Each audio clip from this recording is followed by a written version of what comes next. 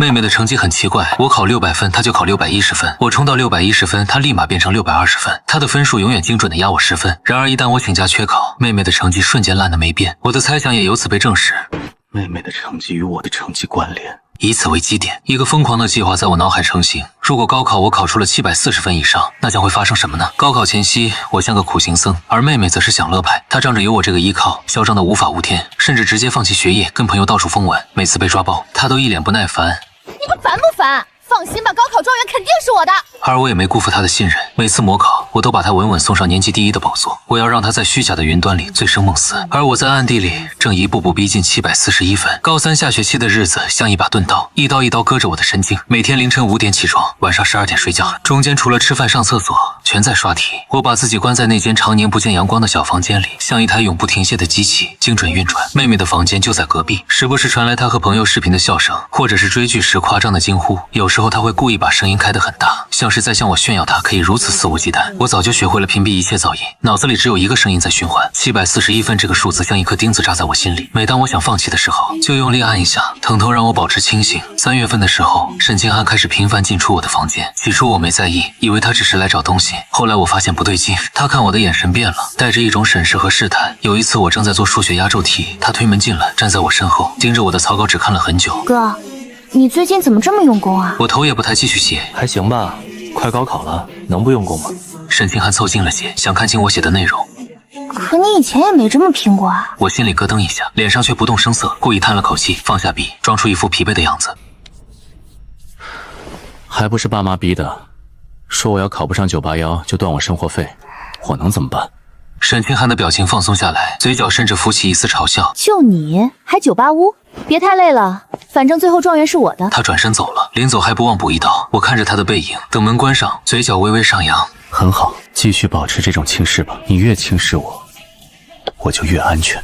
我见招拆招，每次模考都故意控制分数，不让自己显得太突出，保持在年级前5，既不扎眼，又不会让他起疑。真正的杀手锏，我藏在心里。那些最难的题型，那些最刁钻的技巧，我只在深夜独自练习，做完就把草稿纸撕碎，冲进马桶，不留一点痕迹。有一天晚上，我正在刷竞赛题，突然听到客厅里有动静，是母亲和沈清涵在说话。我悄悄把门开了一条缝偷听。小小，你哥最近是不是太拼了？我看他天天把自己关在屋里，连饭都不出来吃。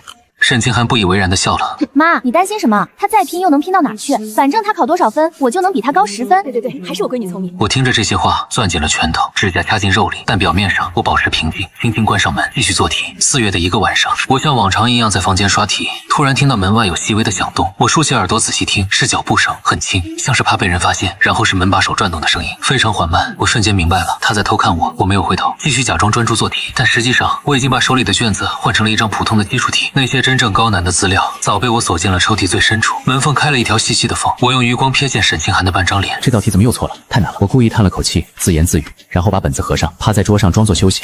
门缝悄悄关上了，脚步声渐渐远去。我直起身子，冷笑了一声：“沈清涵，你越是防备我，就越说明你心虚。你比谁都清楚，那些数不是你的，你只是个寄生虫，没有我，你什么都不是。5月模考，我考了695分，沈清涵705分，年级第1。小小这次发挥的不错，保持住，高考稳了。我闺女就是聪明，也不看看是谁的基因。沈清涵得意洋洋地看了我一眼。哥，你要加油啊！我应了一声，没有反驳，继续吃饭，心里却在冷笑。享受吧，尽情享受吧，这是你最后的高光时刻。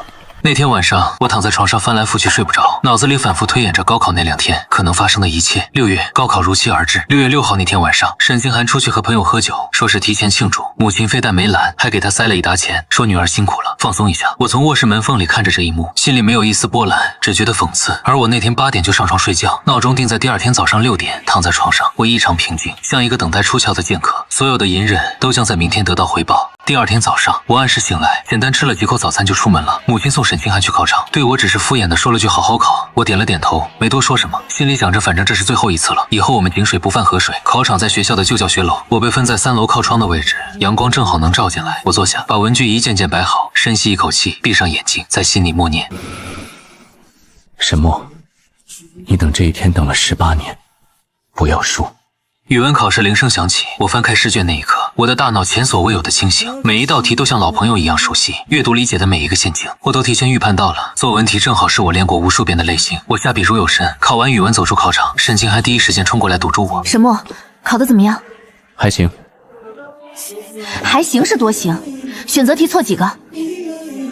不知道，没对答案。沈清寒撇撇嘴，不太满意这个回答，但也没再追问，转身走了。我看着他的背影，心想：你急什么？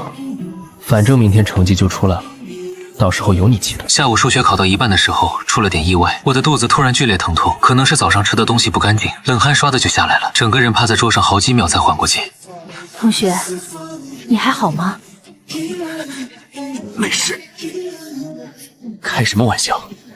我等了18年，就等这一场考试，就算死，我也要死在这张卷子上。我用力掐了一下大腿，剧烈的疼痛让我暂时忘记了腹部的不适，继续做题。那些数字和公式在我眼前一度模糊，但我硬是凭着肌肉记忆把每一道题都做完了。最后一道压轴题，我用了3种方法验算，确认无误后才放下笔。走出考场的时候，我几乎是虚脱的，找了个没人的角落蹲下来，缓了好久。沈清寒发消息问我数学考得怎么样，我回了2个字：正常。他秒回了一个得意的表情，显然以为自己又稳了。我看着那个表情，只觉得可笑。无知者无畏，说的就是这种人。第二天考理综和英语，我的状态恢复了大半。这2科是我的强项，尤其是理综，那些物理大题、化学推断、生物遗传，全是我刷过无数遍的类型。我做的行云流水，最后还剩20分钟检查，每一道题我都反复核对了2遍，确保不会出现任何失误。英语更不用说，阅卷老师想不给高分都难。考完最后一科，走出考场，我站在教学楼门口，抬头看了看天，阳光刺眼，但我没有躲，就那么直直的站着，任由它照在脸上。18年了，我终于熬出头了。沈清寒第一个冲过来堵住我，眼底闪着贪婪的光，问我考得咋样。这辈子没这么好过。沈清寒的眼睛一下子亮了，仿佛看见了金山银山。他扭头就跑去找爸妈邀功。那我肯定更好。看着他欢天喜地的背影，我也笑了，那是猎人看着猎物落网的笑。去邀功吧，这是你最后一次觉得自己赢了。高考结束后的暑假，沈清寒彻底放飞自我。他拍着胸脯向爸妈保证能考全省前10，提前预支了巨额零花钱，不仅把手机电脑全换成了顶配，还拿着爸妈辛苦攒下的钱，跟着一帮狐朋狗友出去挥霍了一圈。朋友圈天天更新，全是吃喝玩乐，半点不知道死字怎么写。有一天晚上，我说下面一堆人点赞评论，什么小小你太厉害了，什么请我们吃饭吧。我看着那些评论，只觉得荒诞。而我想回乡下看爷爷，问爸妈要个路费，话还没说完就被母亲怼了回来。母亲连眼皮都没抬，语气敷衍的很。看什么看？家里没钱，你没看清还要用钱吗？我看着他理直气壮的脸，心里一阵恶心，对我一毛不拔，对沈清寒挥金如土。这就是我的父母。父亲坐在沙发上看电视，头也不回的补了一句：你要是想去，就自己想办法，别指望家里。我没再说什么，转身回了房间。第二天一早，出门去工地找了份搬砖的活，太阳毒得要命，晒得人头晕眼花。但我咬着牙干了半个月，才攒够了路费和给爷爷买东西的钱。那半个月是我人生中最苦的了。查分那天，恰好是沈清寒18岁成人礼。为了在所有人面前以此生最高光时刻加冕，他办了一场极度奢华的宴会，7大姑8大姨、爸妈的同事领导全被请来了。宴会厅里龚维生此起彼伏，一个远房亲戚端着酒杯凑到父亲面前，满脸堆笑。老沈，你们家祖坟冒青烟，龙凤胎都这么出息？哪里？另一个亲戚跟着附和，语气里带着几分刻薄。哎呀，大儿子也就死读书，不懂事儿，还是清寒贴心，成绩好，人又机灵，比他哥强100倍。年轻一辈都围着沈清寒像众星捧月，有个堂妹更是羡慕的眼睛都红了。涵涵姐你太厉害了，这手拿清北录取通知书，这手挽帅气男朋友，简直是人生赢家。快，几点查分？我们要见证状元诞生的历史时刻。沈清寒穿着定制的高定礼服，脸上的妆精致的无可挑剔。别急，如果是省前几名，清北招生办会提前打电话来抢人的。话音刚落，电话果然响了，但不是打给他，是打给我的。在全场错愕的注视下，我接起一个又一个电话。庆大招生组、清北招生办，还有几所顶尖高校的招生老师，我礼貌道谢，表示会慎重考虑。沈清寒的眼睛都快瞪裂了，死死盯着自己毫无动静的手机。他强撑着面子，咬牙切齿地挤出一句：最好的总是压轴出场。终于查分通道开启，所有人一窝蜂地催促沈清寒登录，我也在角落里默默点开了查询页面。尽管胸有成竹，可真到查分这一刻，掌心还是微微渗出了汗。母亲先转头问我，语气随意，问我多少分。我把手机屏幕亮给众人，语气平静地说：我考了741分。全场哗然。我强压着心底惊涛骇浪般的狂喜，面无表情。成功了，我真的成功了。母亲愣了一下，吝啬的点点头。甚至没多看一眼，转身就扑向沈清寒。快，清寒肯定更高。沈清寒被围得水泄不通，想躲都没处躲。他颤抖着手指点下确认键，下一秒他的脸僵住了，那表情精彩的像吞了一只苍蝇。屏幕上赫然显示3个鲜红的数字751。沈清寒的声音都在哆嗦，周围死一般的寂静。有个不明真相的远房亲戚还在那儿闭眼吹捧。清寒果然比哥哥厉害，正好高10分，真乃神童。如果我没记错，高考满分好像只有750吧？人群中一个声音弱弱的打破了尴尬，气氛瞬间凝固。沈清寒慌了，冷汗把精致的妆容冲得东一道西一道。肯定是系统故障，查分人太多，崩了。他发疯一样刷新页面，手指快要把屏幕戳烂1次、2次、3次。那个该死的751像钉子一样，死死钉在总分栏里。有人提议说换个手机试试，是不是手机缓存问题？沈清寒像抓救命稻草一样抢过别人的手机，查询结果依然751。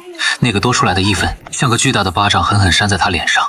就在这时，宴会厅大门被推开，几个穿着制服的警察和教育局人员面色严肃地走了进来。领头的工作人员环顾四周，沉声问道：谁是沈清寒？教育考试院监测到分数极度异常，涉嫌恶性攻击系统或重大舞弊，请跟我们走一趟，接受调查。沈清寒吓得腿一软，直接瘫在地上，那张脸惨白的像鬼。爸妈一看这阵仗也慌了神，但他们的第一反应不是安抚女儿，而是下意识的想找替罪羊。慌乱之中，母亲竟然一把将我推了出去，指着我扯着嗓子喊：是他干的，肯定是他嫉妒妹妹，黑进了系统，篡改了分数。同志，你们抓他，这事儿跟我女儿没关系。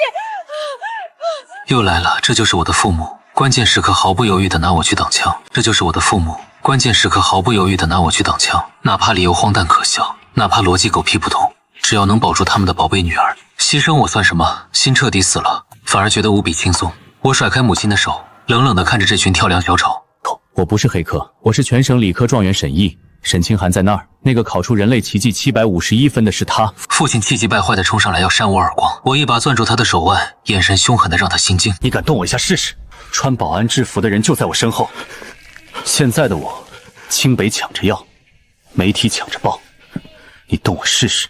从这一刻起，在这个家再也没有谁能约束我，也再没有谁能欺负我了。这场原本为了炫耀的成人礼，彻底变成了一场闹剧。沈清寒被带走配合调查，留下一地鸡毛，这事根本盖不住。高考金线751分，直接炸了，词条当晚就爆了，热搜全网都在吃瓜看笑话。有人说贪心不足蛇吞象，这是买分买嗨了吧？有人说作弊能不能带点脑子？满分750，你考751是在侮辱阅卷老师，还是侮辱系统？有人扒出了沈清寒的社交账号，发现他这半年到处吃喝玩乐，压根没怎么学习。舆论一边倒的抨击沈清寒，大家都认为他是找关系改分，结果手滑改多了。我刷着那些评论，心里有一种说不出的畅快。18年了，我等这一刻等了18年，终于让所有人看到了真相。调查结果出得很快，沈清寒答题卡异常，选择题莫名其妙比别人多扫描出1分，导致总分溢出。虽然没有直接证据证明他修改了答题卡，但为了公平起见，教育局决定启用备用卷，让他担任重考。消息传回家里的时候，沈清寒正躺在沙发上刷手机，听到要重考，他整个人都跳了起来，脸色瞬间变得惨白。什么叫重考？我凭什么要重考？我那个分数是真的，是系统出了问题。父亲坐在一旁，脸色铁青，低声呵斥：你小声点儿，邻居都能听见。母亲急得团团转，一边安慰沈清寒，一边商量对策。清寒别慌，重考就重考，你那么聪明，肯定没问题的。沈清寒却像是疯了一样，在家里撒泼打滚，哭着喊着，非要拉着我一起考。没有哥哥我不考，让他跟我一起，我要他坐在我旁边。他冲过来抓住我的胳膊，指甲掐进肉里，眼睛红得吓人。什么？你必须陪我考？你听到没有？我已经考完了，为什么要陪你重考？我甩开他的手，语气冰冷道。沈清寒愣住了，他看着我的眼神里充满了不可置信，好像从来没想过我会拒绝他。沈墨，你什么态度？你妹妹都这样了，你就不能帮帮她吗？小莫，这事儿关系到咱们全家的脸面，你就陪清寒考一次，怎么了？母亲立刻冲过来拉偏架，我看着他们，觉得既可笑又可悲。什么叫全家的脸面？那是沈清寒的脸面，这些从来都跟我没有关系。我说，就转身回了房间，把门反锁上，任凭外面怎么敲怎么骂都不开。这种无理要求，当然也被教育局驳回。最后，沈清寒在全程监督下，孤零零地进行重考。考场设在市教育局的一间会议，监控摄像头24小时运转，还有3名监考老师全程盯着他，生怕他再出什么幺蛾子。结果不出所料的考了个稀巴烂，重考总分157，甚至还没他平时瞎蒙考的高。本来也就300分的底子，这半年光顾着谈恋爱做第1名的美梦，书都没翻过。成绩出来那天，我正在工地上搬砖，接到同学发来的消息，说沈清涵重考考了157分。我愣了一下，然后笑了笑的蹲在地上半天没起来。工友以为我中暑了，还给我递水。我摆摆手说没事，就是太高兴了。这场重考直接扒下了他的遮羞布，前有751，后有157，巨大的反差让舆论彻底炸锅。网友们的评论一条比一条精彩，有人说哈哈哈哈，157这才是真水平吧？有人说这就实锤了。之前的751绝对是作弊，还有人做了个表情包，把751和157放在一起，配文从天堂到地狱，只需要一场重考。沈清涵受不了网暴，试图甩出高3以前的成绩单证明自己，结果被万能的网友扒了个底朝天。高3这半年诡异的突飞猛进，以前全是烂泥扶不上墙的300分，大家更加确信这女的从高3开始就在作弊。顺带网友还把我的成绩单扒了出来，从小学到高中，每一次大考的成绩都被翻出来，从小到大稳居前3，这才是真学霸，稳如老狗。有人评论说真的是亲兄妹吗？怎么差距这么大？还有人说一个是750，另一个连250都不够格。我看着那些评论，心里五味杂陈。曾经我以为成绩好就能得到父母的认可，后来我发现，不管我考多高的分，在他们眼里我永远比不上沈清涵，因为他们需要的不是一个优秀的儿子，而是一个为女儿兜底的工具。曾经捧着沈清涵的老师同学，现在看见他像看到瘟神，连父母出门都要被指指点点，邻居们背后议论纷纷，说邻家的女儿原来是个草包，靠作弊骗了大家这么多年，真是丢人丢到家了。那段时间，沈清涵缩在房间里不敢见人，像只过街老鼠，窗帘拉得死死的，连饭都让母亲送到门口，不肯跟任何人见面。而我拿着清北医学院的录取通知书，收拾行李回了老家陪爷爷。只要等到8月底开学，我就彻底自由了。我是这么以为的。乡下的夏天热得像个蒸笼，但我待得心安。爷爷的老宅在山脚下，3间土坯房，门前有棵老槐树，蝉鸣聒噪，却不惹人烦。这里是我真正的家。从记事起，我就被扔在这儿。父母美其名曰乡下空气好，适合养身体，实际上不过是嫌弃我碍眼，想让沈清涵独享所有的爱与资源。多一个我，就是多一份竞争。爷爷从不跟我说父母的坏话，他只是沉默地照顾我，教我认字读书，告诉我做人要靠自己。他说的最多的一句话是，读书是穷人家孩子唯一的出路。我把这句话刻进了骨头。我在老宅住了20多天，每天早起帮爷爷喂鸡，上午在院子里看书，下午陪他去田里转转，晚上就坐在槐树下乘凉。他给我讲以前的事，讲我爸小时候有多调皮，讲我妈刚嫁过来时有多勤快。我听着这些陌生的往事，像在听别人家的故事，因为在我的记忆里，父母从来不是那样的人。有一天晚上，我们坐在院子里乘凉，月光很亮，爷爷突然问我，这次高考考得咋样？我想了想，老实回答道，应该不错。爷爷点点头，浑浊的眼睛里有光，他看着天上的月亮，沉默了一会儿说，不错就好，不错就好。他叹了口气，声音有些沙哑，爷爷这辈子没啥出息，就指望你了。我低下头，鼻子有些发酸。从小到大，只有他对我说过这样的话，只有他真心盼着我好。爷爷，等我考上大学，工作了，我接你去城里住。他摆摆手，笑得像个孩子。城里我待不惯，你有那个心就行了。那天晚上，我躺在老宅的土炕上，听着窗外的虫鸣，心想等成绩出来，一切就尘埃落定了。8月12日，距离开学还有半个多月，我正在院子里帮爷爷晒玉米，把一筐筐金黄的玉米棒子倒在竹席上摊平。口袋里的手机突然响了，是母亲的号码。我愣了一下，她几乎从不主动联系我。上一次打电话还是高考前，问我能考多少分，语气里带着审视和算计。我接起电话，听筒那边传来哭声，母亲的声音沙哑而急促：“小凤，你快回来吧，你爸突发疾病，快不行了。”我的心猛地一沉，手里的簸箕差点掉在地上。问什么病人，在哪个医院？母亲只是哭，不回答我的问题，反复说着快回来快回来，然后电话就挂了。我站在原地，脑子里乱成一团。爷爷从屋里出来，看见我的表情问：“怎么了？”我爸突发疾病，快不行了。别站着了，赶紧去收拾，快！你得回去看看。他脸色也变了，催我赶紧收拾东西回去。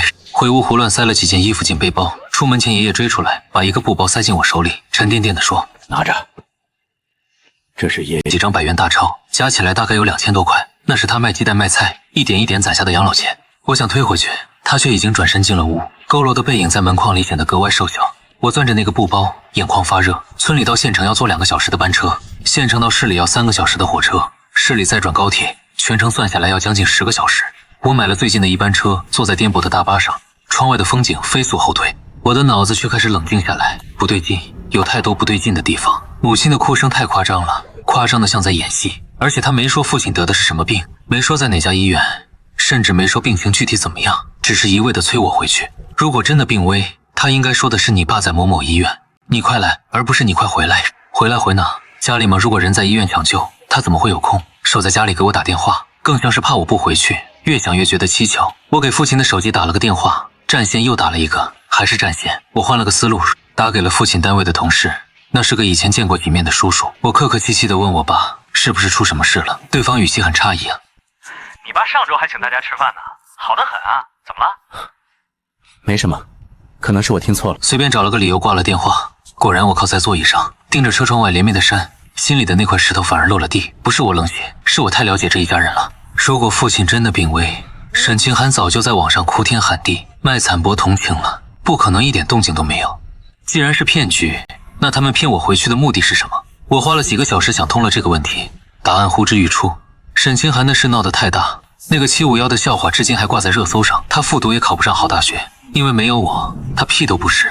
而我即将去清北开启新生活，彻底摆脱这个泥潭，他们不会允许这件事发生的。在他们眼里，我存在的唯一价值就是给沈清寒当垫脚石，当工具，当血包。想明白这一点后，我反而不慌了，甚至有一种猎人布好陷阱后等待猎物上钩的从容。不过这一次猎人和猎物要换一换位置了，既然你们想演戏，那就陪你们演到底，但最后的剧本由我来写。火车上我用爷爷给的钱买了一部便宜的备用手机，又买了一个充电宝，把2部手机都充满电，下载了一个自动上传云端的录像软件，测试了3遍，确保万无一失。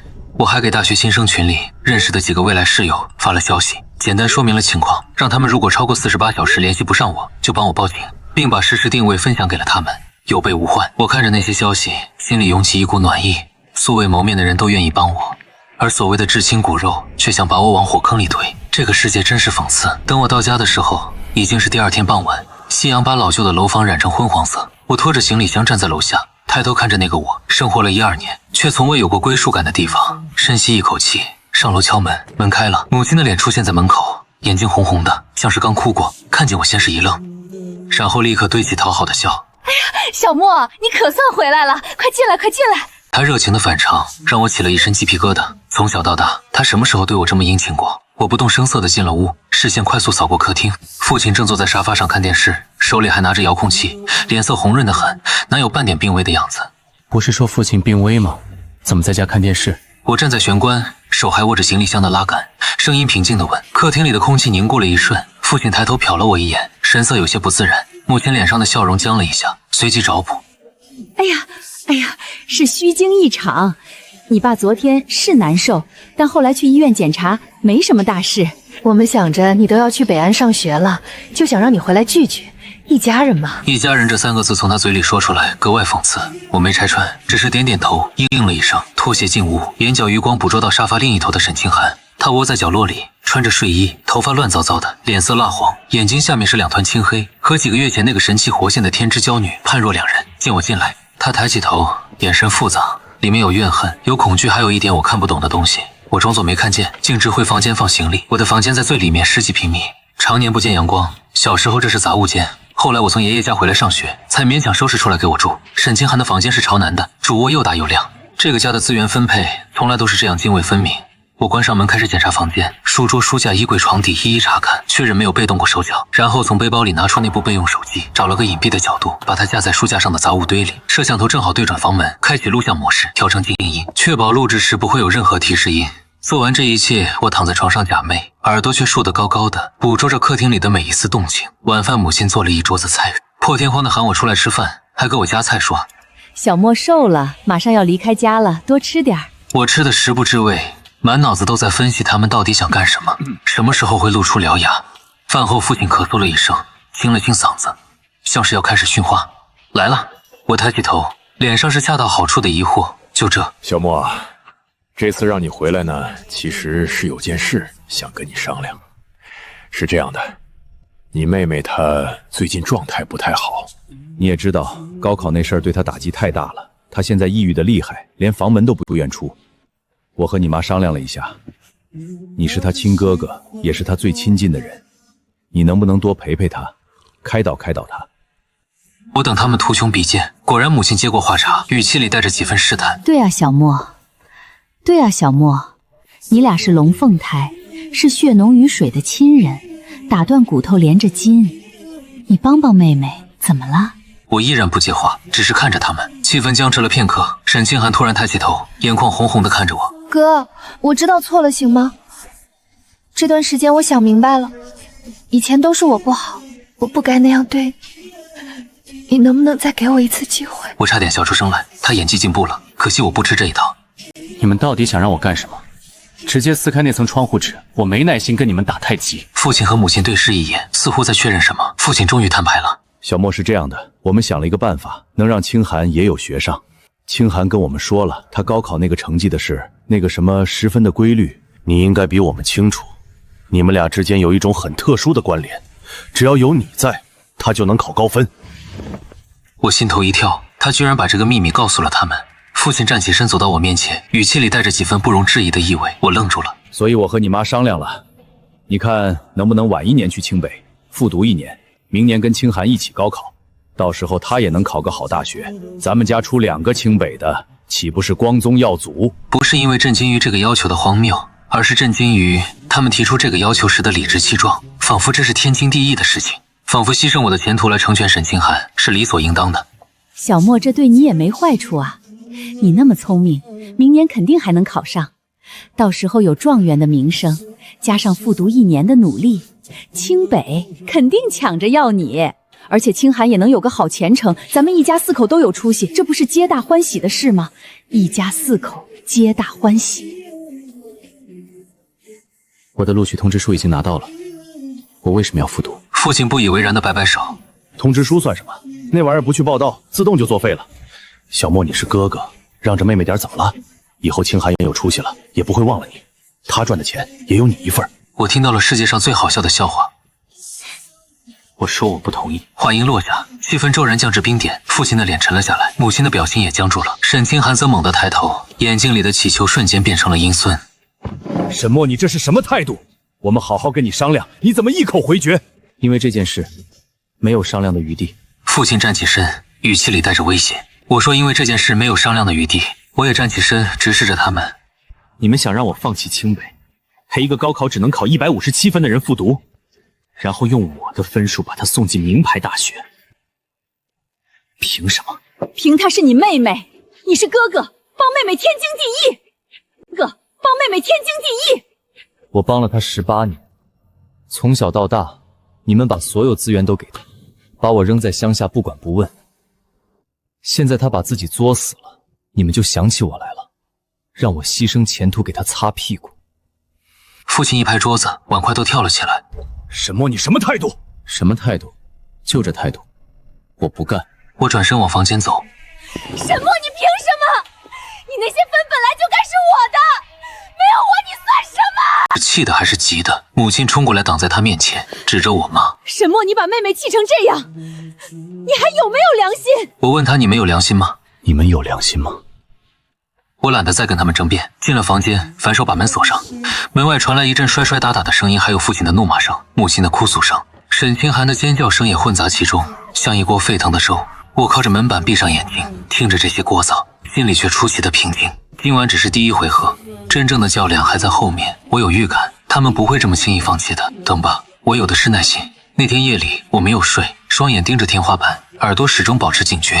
凌晨2点多的时候，我听到门外有嘻嘻嘻的声音，像是有人在轻声交谈。我屏住呼吸仔细听，是父亲和母亲。母亲的声音压得很低，但我还是听清了。老沈，要不咱们趁他睡着，把他东西收了，没了身份证和通知书，我看他怎么走。你看他房间灯都灭了，肯定睡了，就今晚动手，免得夜长梦多。脚步声靠近了门口，我心跳加速，但身体纹丝不动，装作熟睡的样子。门把手轻轻转动了一下，我庆幸自己锁了门。这小子还锁门，算了，明天再说，反正他也跑不掉。脚步声渐渐远去，我睁开眼睛，盯着黑暗中的天花板，心里冷笑。果然不出我所料，他们根本没打算放我走。我踏进这个家门的那一刻起，我就落入了他们的陷阱。但他们不知道的是，我早就做好了准备，这场博弈谁输谁赢还不一定。第二天早上，我试探性的去拧门把手，门从外面被锁住，我心里咯噔一下，走到窗边往外看，窗户外面是防盗网，焊得死死的，根本出不去。手机信号还在，但网络信号被断了。我用流量给室友发了条消息报平安，告诉他们暂时没事，但情况不妙，让他们随时待命。上午10点左右，门锁响了，母亲端着一碗粥进来，脸上的表情皮笑肉不笑。饿了吧？吃点东西。想通了没有？我没接完，他把粥放在桌上，叹了口气，语气里带着几分威胁。我看着他，没有说话。你要是再不听话，别怪我们不客气。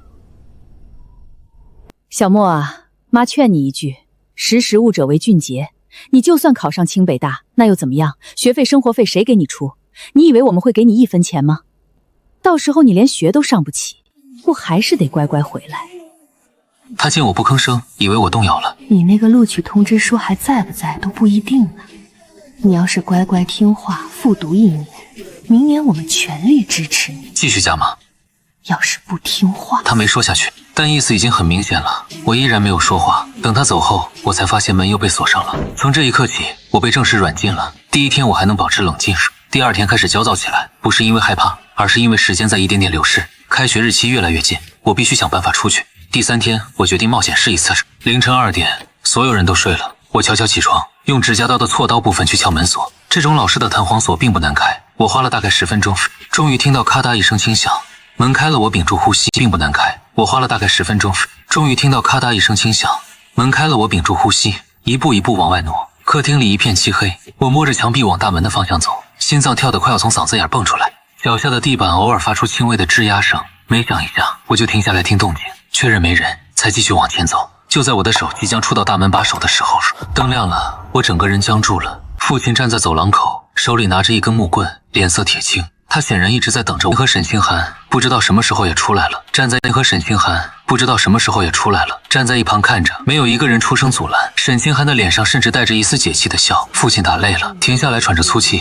我告诉你，沈墨，你这辈子都别想从这个家跑出去，除非你答应复读。我趴在地上，浑身都在发抖，不是因为害怕，而是因为愤怒。7、8年的隐忍在这一刻几乎要冲破胸腔，但我忍住了。现在还不是时候，我的证据还不够，我的后手还没到位。我被拖回房间，扔在床上，门被重新锁死，还加了一把新锁，这一次是从外面挂的那种，跳不开。我躺在床上，后背火辣辣的疼，那种疼痛反而让我更加清醒。沈墨，你急什么？你已经等了18年，不差这几天，让他们再得意几天。等你收集够了证据，他们一个都跑不掉。接下来2天，我安分守己，不再尝试逃跑，该吃饭吃饭，该睡觉睡觉。表面上像是认命了，父母以为我被打服了，对我的看管稍微松了一些，但门还是锁着，我依然出不去。我利用这2天的时间，仔细观察他们的作息，记住每个人什么时候睡觉，什么时候起，这些细节我都一一记在心里，等待最佳的时机。第4天夜里，他们终于动手了。凌晨2点07分，我听到门锁轻轻响了，不是那种试探性的响动，而是有人正在开锁。我闭着眼睛，呼吸平稳，装作熟睡，但每一根神经都绷紧了。门被推开，脚步声很轻，像是怕惊醒我。是2个人，我从呼吸的节奏判断，一个是母亲，一个是父亲。他们摸到了我的书桌前，开始翻找东西。我保持着熟睡的姿势，心跳却不自觉地加速。我知道他们在找什么，身份证和录取通知书，这2样东西是我离开这个地狱的钥匙，也是他们困住我的筹码。老沈找不到，你说他藏哪儿了？再找找，肯定在这屋里，他又带不出去。父亲不耐烦地嘟囔着，他们翻遍了书桌抽屉，翻遍了书架和我的背包，甚至把我的衣服口袋都摸了一遍。我感觉到有人走到床边站了一会儿，应该是在犹豫要不要翻我的枕头。突然门口传来第3个人的声音：找到了吗？嘘，别把他吵醒了。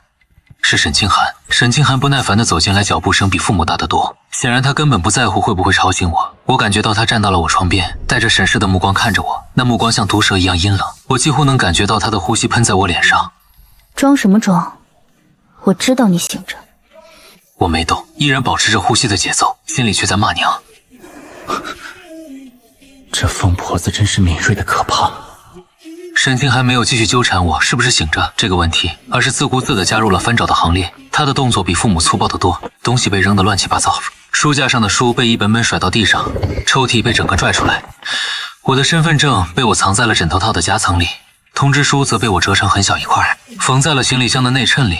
我本以为他们找不到的，但我低估了沈清寒的疯狂。他把我的枕头一把掀开，然后开始摸枕头套，一寸一寸的摸，那种手法像是在搜查毒品，不放过任何一个死角。摸到那个夹层的时候，他的手停住，然后发出一声惊喜的尖叫。找到了。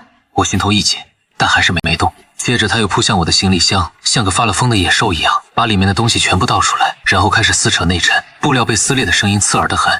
他的指甲在内衬上划来划去，终于摸到了那个硬硬的东西。我终于忍不住了，猛地坐起身，伸手按下了床头灯的开关，灯光大亮，刺得所有人眯起了眼睛。我看清了眼前的场景，父亲和母亲站在书桌前，手里拿着我的身份证，神色有些心虚，但更多的是理直气壮。沈清寒站在行李箱边，手里攥着一个信封，那是我装录取通知书的信封。他脸上的表情像是找到了宝藏，贪婪而兴奋。我盯着他们，声音冰冷，问他们大半夜的在干什么？大半夜的，你们在干什么？三人对视一眼，索性也不装了。父亲把手里的身份证往桌上一拍，理直气壮地开口：“沈墨，我们也不跟你兜圈子了。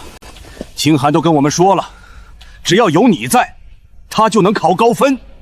这是你们兄妹之间的缘分。你就认命吧。”母亲凑上来，眼神里带着算计和威胁。小莫，听妈的话，复读1年对你没坏处。你那么聪明，明年肯定还能考上。到时候清寒也有学养，咱们家就出2个名牌大学生了，这不是双赢吗？我说了，不干。我起身想去拿回我的身份证，却被父亲一把推开，他的力气比我想象的大。我踉跄了2步，撞在墙上，后背的伤口被撞得生疼。父亲的脸凑近了些，语气森然的威胁：“不干！你以为你有选择的权利吗？从今天起，你哪儿都别想去。没有身份证，没有通知书，你去不了北安。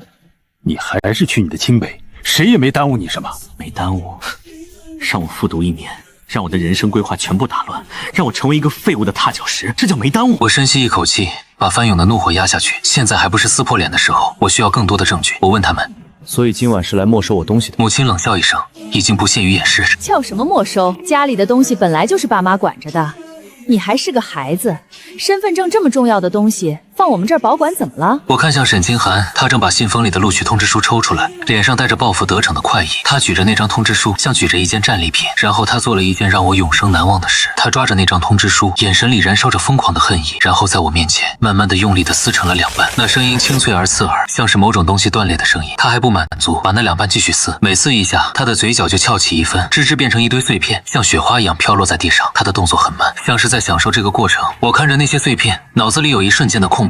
那是我12年寒窗换来的东西，是我无数个日夜刷题的成果，是我新人生的起点，就这样被他撕碎了。沈清寒看着我的表情，笑得像个疯子。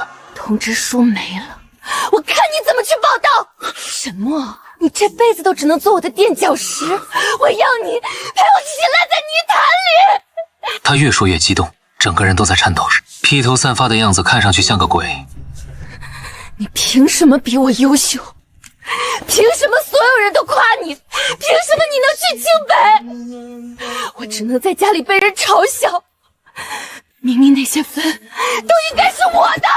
眼眶里的泪已经流下来，却不是委屈，而是不甘，是嫉妒，是疯狂。但就在这时，他的声音忽然低了下来，像是在自言自语，又像是在对我说：“你知道我有多害怕吗？从小到大，我就知道我的成绩是假的，是从你那里偷来的。每一次考试之前，我都怕得要死，怕我哪天不考了，又怕我哪天考砸了。废物，怕所有人发现，但其实我恨你。”他声泪俱下的说恨我比他聪明。可笑的是，他竟然觉得我什么都不用做，就考那么高的分。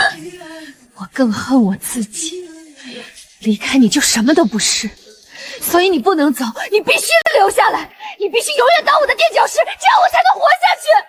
我看着他，看着这个我交了18年妹妹的人，第一次觉得他可悲，但可悲不是我原谅他的理由，可悲也不是他可以毁掉我人生的借口。父亲和母亲站在一旁，看着沈清寒的疯态，竟然没有一个人阻止，甚至脸上还带着几分赞许，仿佛他做了什么大快人心的事。我看着这一幕，忽然觉得很荒诞，也很可悲。这就是我的家人，这就是所谓的血浓于水。我低下头看着地上那些碎片，肩膀开始颤抖。他们以为我在哭，以为我崩溃了。母亲嗤笑一声：“行了，哭什么哭？又不是什么大事，明年再考一次就是了。这次就当是长教训，以后听话点。”我没有说话，只是蹲下身，用颤抖的手去捡那些碎片。沈清寒看着我的狼狈样，脸上的笑容更加肆意。哭啊，再哭啊，活该你就是这个命。我抬起头看着他，他愣住了，因为我的眼睛里没有眼泪，有的只是冰冷的恨意。我慢慢站起身，和一丝转瞬即逝的笑，他被那个笑吓到了，下意识的后退一步，问我笑什么，声音沙哑却平静道：“没什么，我只是在想，你刚才的表演很精彩，如果以后混不下去，可以去当演员。”我没有再说下去，而是装作绝望的瘫坐在床边，双眼空洞，喃喃自语。说完了，全完了。沈清寒看着我的样子，脸上的警觉渐渐消退，取而代之的是胜利者的得意。现在知道怕了，早干嘛去了？父亲冷哼一声，把我的身份证揣进了自己口袋。行了，都回去睡觉。从今天起，这小子哪儿都别想去。他们3个人像完成了，有且母亲还把门从外面锁住。门锁落下的声音很轻，却像一记惊雷砸在我心上。我被关起来了，房间里重新陷入黑暗。我坐在床边，听着他们远去的脚步声，听着这栋房子恢复寂静。然后我站起身，走到书架前，从杂物堆里摸出了那个一直亮着红灯的备用手机。他们没想到，他们翻遍了整个房间，却忘了查那堆他们以为是垃圾的杂物。录像把一切都拍下来了。沈清寒撕毁通知书时的疯狂，父母在旁边冷眼旁观，甚至推波助澜的嘴脸，他们亲口承认的阴谋，全都在这段视频里。我把视频上传云端备份，再备份，确保万无一失。然后我编辑了一个简短的版本，发到了网上，配文：这就是我想逃离的原生家庭。发完，我拨通了报警电话。我要报警，我被家人非法拘禁了。接线员问了我地址和基本情况，我一一回答。他说会派人过来，让我等着。报完警，我把手机调成静音，藏回杂物堆里，然后重新躺回床上。心跳得很快，但表面上必须保持平静。我不知道警察多久能来，也不知道在这之前会发生什么，但我知道，只要熬过今晚，一切都会不一样。时间1分1秒的过去，窗外的天色开始泛白，我的眼睛一直睁着，盯着天花板，耳朵捕捉着房子里每一丝细微的声响。4点23，我听到了脚步声，是沈清寒的。他的脚步很轻，像是怕吵醒人，但在寂静的夜里依然清晰可闻。他在我房门外停住了，我屏住呼吸，一动不动。门锁响了，他又进来了。我闭着眼睛装睡，心跳声在耳边像打鼓一样。他走到我床边站了一会儿，我能感觉到他的目光落在我身上，带着审视和怀疑。然后他开始在房间里转悠，脚步声时远时近，像一只巡视领地的野兽。我不知道他在找什么，但有一种不好的预感。脚步声停在了书架前，我的心猛地揪紧，翻找的声音响起，他在扒拉那堆杂物。我的手指悄悄攥紧被角，脑子里飞速盘算着，如果他发现了手机，我该怎么办？突然翻找声停了，空气凝固，我几乎能听到自己的心跳声。沈清寒的声音带着困惑问：这是什么？我知道他发现了，完了！我猛地睁开眼睛坐起来，正好看见他手里拿着那部备用手机，屏幕上还亮着录制的红点。他的脸色从困惑变成震惊，再变成狰狞，只用了1秒钟。沈墨，你在录像？他尖叫着扑过来，像一只发了疯的野兽。我来不及躲，他的指甲直接划过我的脸，火辣辣的疼。我一把抓住他的手腕，两个人扭打在一起。她虽然是女生，但此刻像是疯了一样，力气大得惊人。我们撞翻了床头柜，台灯摔在地上，碎了一地。动静太大，父母很快被惊醒。父亲冲进来，看见这一幕，二话不说，一把把我推。你敢打你妹妹？我捂着脑袋，喘着粗气说：“我没打他，是他先动的手。”沈清寒已经从地上爬起来，手里还紧紧攥着那部手机。他跑到父亲身后，爸，他偷偷录像，他把我们都录下来了。父亲的脸色瞬间变了，他一把夺过手机，低头看了看屏幕，脸色越来越难看，额头上的青筋都爆起来了。沈墨，你好啊，你真是好啊！他把手机往地上狠狠一摔，手机屏幕碎了，但机身还在。他又用脚狠狠踩了几下，直到那部手机彻底变成一堆废铁。我看着被踩碎的手机，心里却一点都不慌，因为视频早就上传云端了。这部手机只是一个壳子，但我没有表现出来，而是露出一副绝望的表情，仿佛最后一根救命稻草也被抽走。母亲也赶过来了，看清状况后脸色铁青。这白眼狼想报警，想把咱们都送进去啊！他肯定是想把视频发到网上去，就像当初曝光我那……父亲二话不说，又给了我一巴掌，我的脸瞬间肿起来，嘴角尝到了血腥味。我告诉你，沈墨，今天这事儿没完，你老老实实给我待着，哪儿都别想去。敢报警，敢发到网上，我打断你的腿！他骂骂咧咧的出去了，临走还叮嘱母亲把我看好了。行了，好好反省反省吧。他也走了。门再次从外面锁上，这一次他还搬了什么东西顶在门口。我听到椅子挪动的声音，房间里只剩下我一个人，一地的狼藉。我靠在墙角，摸着自己肿胀的脸，心想他们不知道警察已经在路上了，也不知道视频已经传到网上，他们以为毁掉一部手机就万事大吉，殊不知真正的暴风雨才刚刚开始。时间继续流逝，天越来越亮，我听到窗外有鸟叫了。6点左右，我听到父亲的手机响了，然后是他惊慌失措的声音：什么视频？谁发的？接着是母亲尖锐的叫声，还有沈清寒的哭喊，整个房子乱成一团。我知道视频爆了，不知道过了多久，也许是半小时，也许是1小时。我听到了敲门声，敲门声很响，很急促，还伴随着喊话声：开门，这里是派出所，有人报警。父亲的声音在客厅里响起，慌张而心虚。警察，谁报的警？老林，怎么办啊？别慌，把那小子藏起来，就说他不在家。我在房间里听着，冷笑：藏？往哪儿藏？敲门声更急了。里面的人，开门，否则我们将采取强制措施。父亲终于扛不住了，我听到门被打开的声音，然后是一阵嘈杂的交谈声。我听不清具体内容，但能感觉到父亲在狡辩，在解释，在试图把事情圆过去。几分钟后，我房间门外的障碍物被挪开了，门被打开，2个穿制服的警察站在门口，看见我的第一眼，眉头就皱起来了。其中一个年轻一点的警察走过来：“你就是报警人吗？”我点头。他看着我脸上的伤痕和肿胀的嘴角，又看了看房间里一片狼藉的景象，表情变得严肃：“你受伤了，谁打的？”我说我父亲。客厅里传来父亲的声音，带着怒气和心虚：“警察同志，这是家务事，我教训自己儿子怎么了？”年长一点的警察回头看了他一眼：“家务事、非法拘禁、限制人身自由是家务事。我们接到报警，说有人被家人关在家里出不去，还收到了一段视频，你自己看看，这叫家务事。”他把手机递到父亲面前，屏幕上播放的正是我录的那段视频，父母和沈清寒翻找我东西的画面，沈清寒撕毁通知书时的疯狂，他们亲口说出的那些话，一切都清清楚楚。父亲的脸色瞬间变得惨白，母亲更是两腿发软，差点瘫在地上。沈清寒躲在角落里，头发凌乱，眼神空洞，像一只被踩扁的虫子。目击者，你能走吗？我们需要你跟我们去做个笔录。我点头，随后站起身，踩着一地的碎片往外走。路过父亲身边时，他突然伸手想拦我，被警察一把拨开。你现在涉嫌非法拘禁和故意伤人，老实点。父亲的手僵在半空，脸上的表情像是吞了一只苍蝇，又气又怕又无可奈何。我没有看他，径直走出了那扇门，身后传来母亲的哭嚎声：“小莫，你不能这样对我们是你爸妈呀！你这样做，让我们以后怎么做人？”我停下脚步，转过身看着他，声音很平静：“你们早就不把我当人了，现在轮到你们尝尝这种滋味了。”母亲愣住了，像是第一次认识我。沈清寒突然冲过来，被警察拦住，他隔着警察的手臂冲我嘶吼：“林燕，你会后悔的，我不会放过你，你等着！”沈清寒，你记住，从今天起，我们恩断义绝。然后我转身上了警车，没有再回头。在派出所做完笔录，已经是中午了。警察告诉我，根据视频证据和我的伤情，父亲涉嫌故意伤害和非法拘禁，会被依法处理。至于沈清寒毁坏他人财物，通知书虽然是学校发的，但属于我的个人物品，他也要承担相应的法律责任。那我的录取通知书怎么办？还能补办吗？这个得联系学校问问，他们会帮你出具相关证明。谢谢。闭着眼睛看着天空，感觉像是做了一场很长很长的噩梦。现在终于醒了，手机响了，是一个陌生的号码。我接起来，对面传来一个熟悉的声音：“小莫，是你吗？你没事吧？一切看到视频了。”他的声音很急切，背景里还有其他人的说话声，应该是室友们都在。我没事，已经报警了，警察把我带出来了。电话那头传来一阵欢呼声，于浩的声音响起：“太好了，兄弟，我们担心死了。你现在在哪儿？需要我们去接你吗？”我笑了笑，说不用挂了电话。我站在原地想了很久，接下来该怎么办？身份证被父亲拿走了，通知书被沈清寒撕了。我现在身无分文，无处可去，但我一点都不慌，因为最难的那一步已经迈出去了，剩下的不过是些手续问题。我可以去学校说明情况补办通知书，可以去派出所补办身份证，可以申请助学贷款交学费。这些困难都是可以解决的，唯一解决不了的是原生家庭的毒。现在这个毒已经被我亲手切掉了。我去派出所办了临时身份证明，然后用身上仅剩的一点钱买了一张去北安的火车票，硬座10几个小时。我不在乎，坐上火车的时候已经是傍晚了，夕阳透过车窗洒在座位上，我靠在窗边，看着窗外飞速后退的风景，心里涌起一种从未有过的轻松、自由。原来这就是自由的感觉。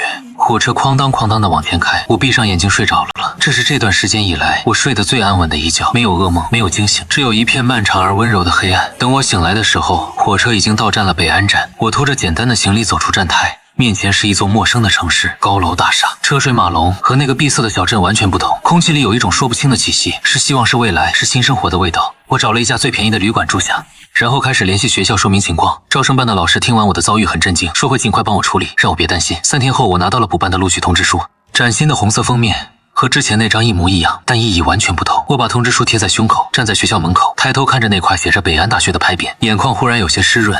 12年从记事起，我就被扔在乡下，被忽视，被冷落，被当作透明人。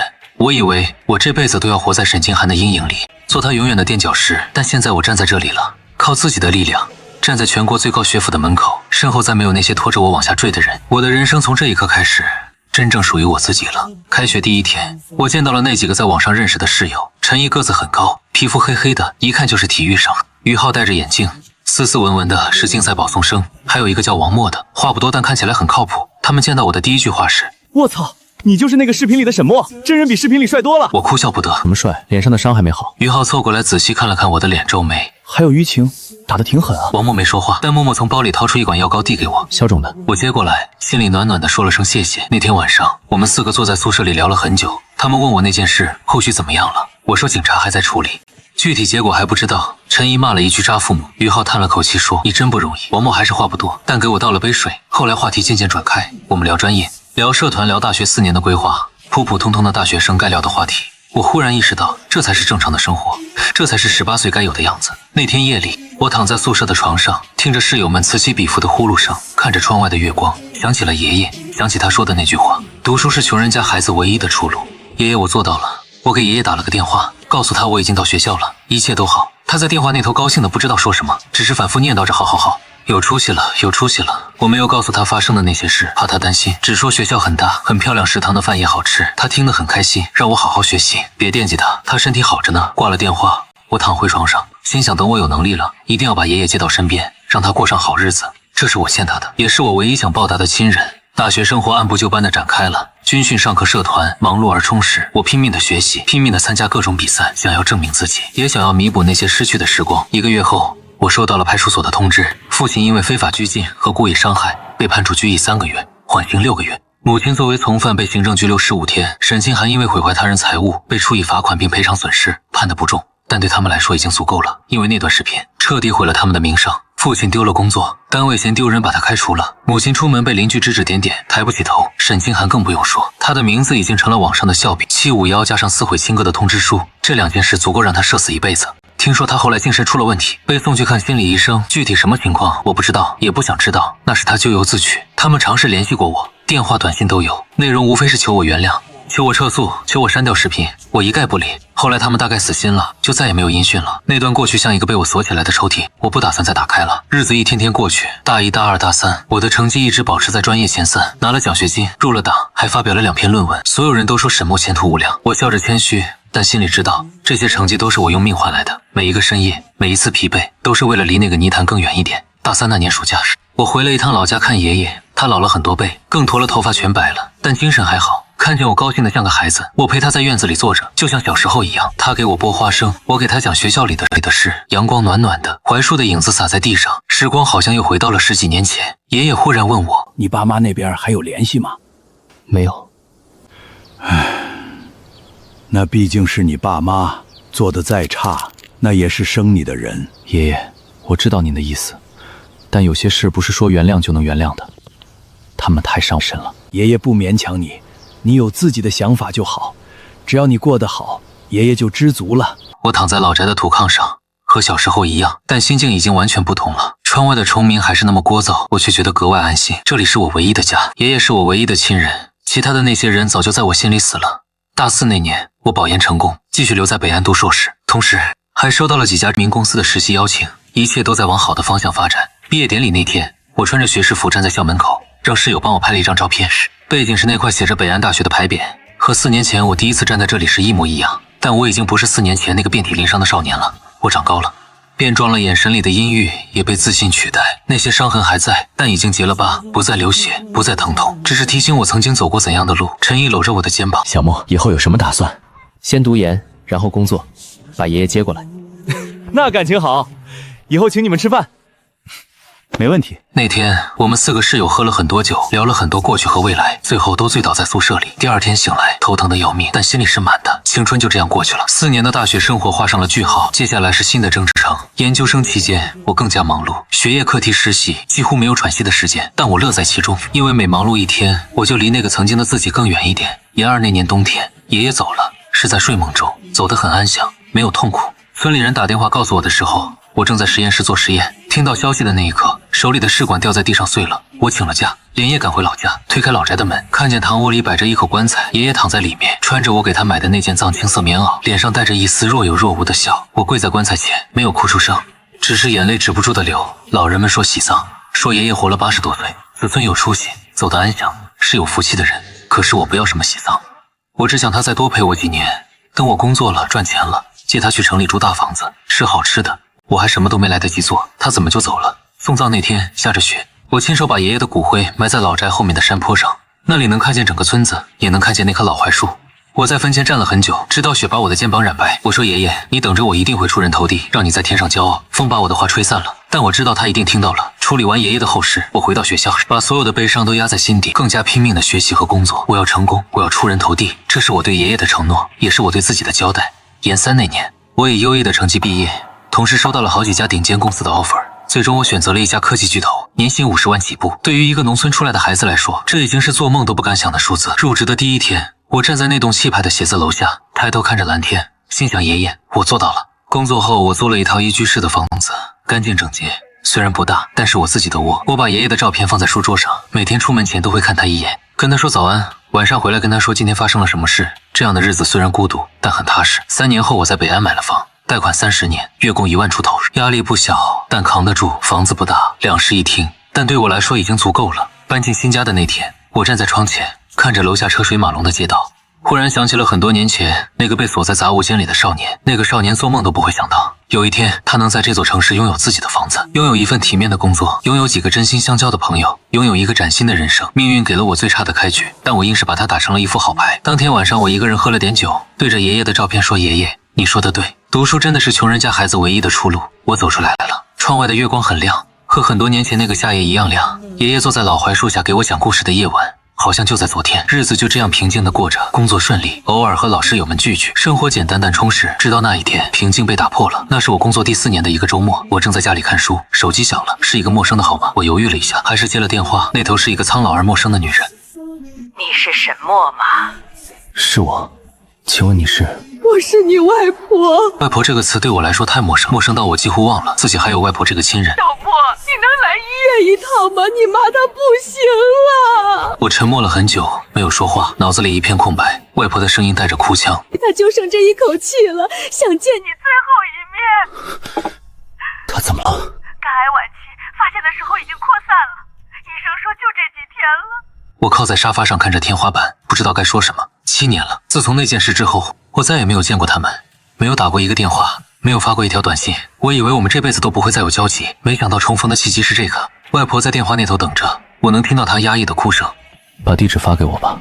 挂了原谅，只是想给这段过去画上一个句号。第2天我请了假，开车去了医院，那是一家市级医院。我按照外婆发的地址找到了病房，推开门的那一刻，我看见了躺在病床上的母亲，瘦得不成样子，脸色蜡黄，皮包骨头，头发稀疏花白，和7年前那个尖酸刻薄的女人判若两人。如果不是外婆在旁边，我几乎认不出这是同一个人。外婆看见我来了，赶紧站起来，拉着我的手，眼泪止不住的流。小莫，你来了，来了就好。她一直念叨，我没有说话，只是站在病床边，低头看着床上那个奄奄一息的女人。母亲睁开眼睛，浑浊的目光落在我脸上，嘴唇动了动，发出微弱的声音。她眼眶里忽然涌出泪水，顺着干瘪的脸颊流下来。她想抬手，却没有力气，只是颤抖着。我没有接话，只是站在那里，心里出奇的平静，没有恨意，也没有悲伤，只有一种说不清的麻木。母亲断断续续地说，声音像是从嗓子眼里挤出来的。小莫，妈对不起你，这些年妈一直想找你，想跟你说对不起，可是妈没脸。她咳嗽了几声，身体蜷缩成一团。外婆赶紧上前给她拍背，我站在一旁看着，依然没有动。母亲喘了好久才缓过来，继续说，妈这辈子做错了很多事，最对不起的就是从小就偏心你妹妹，把你扔在乡下不管，后来那件事妈不是人。她越说越激动，身体剧烈的颤抖。外婆急得直喊，让她别说了。小莫，你能原谅妈吗？妈知道不配，但妈想临死前听你叫一声妈。我看着她，看着这个生了我却从未爱过我的女人，看着她此刻形容枯槁的样子，心里忽然涌起一种很复杂的情绪。恨吗？恨过。那些年被锁在杂物间的夜晚，被当成隐形人的日子，被亲手撕碎梦想的瞬间，每一幕都刻在骨头里。但此刻站在这里，看着这个行将就木的女人，我发现那些恨意早就淡了，不是原谅，是不在乎了。我不恨你了。母亲愣住了，眼泪流得更凶。我继续说，问我能不能叫你一声妈，我做不到。这些年我心里从来没有过妈这个位置，只有爷爷。母亲的身体剧烈的颤抖，像是被抽走了最后一丝力气。她张着嘴想说什么，却只发出破碎的呜咽声。小莫，你就叫一声吧，让他走得安心。